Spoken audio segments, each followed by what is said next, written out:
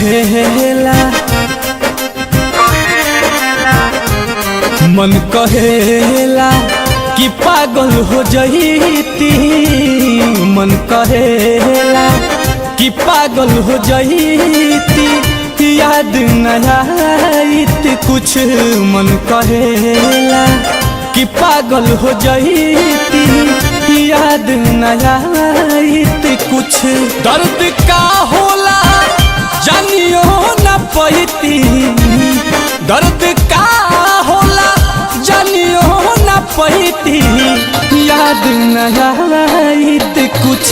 मन कहेला कि पागल हो जईती, याद न आईत कुछ। मन कहेला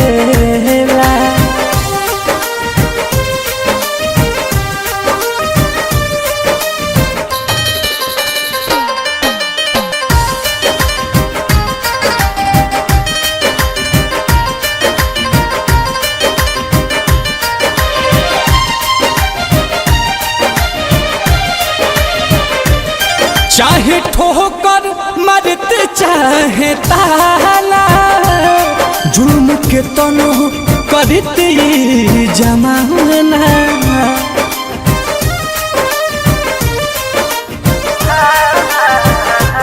ना लगित बोझ जिंदगी के ढोबल, पास रहती न गम के खजाना। कौनो बतिया पर कौनो बतिया पर नहीं पछतैती, कौनो बतिया पर नहीं पछतैती, याद न आईत कुछ।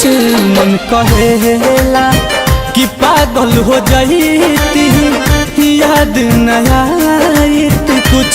मन कहेला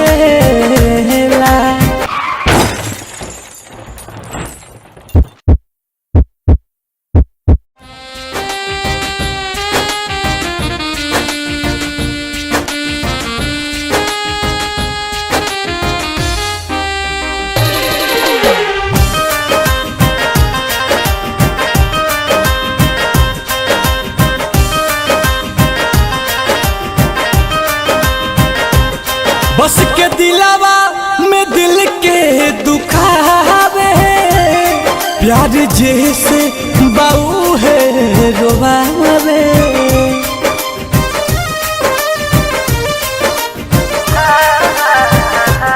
आस टूटे तब नहीं कुंदन, बिना उनके न कुछ मन के भावे। नील कमल ना नील कमल ना उनसे भेटैती, नील कमल ना उनसे भेटैती, याद न आईत कुछ। मन कहेला कि पागल हो जईती, याद न आईत कुछ। मन कहेला दर्द का होला जानियो न पैती, दर्द का होला जानियो न पैती, याद न आईत कुछ। मन कहेला कि पागल हो जईती, याद न आईत कुछ। मन कहेला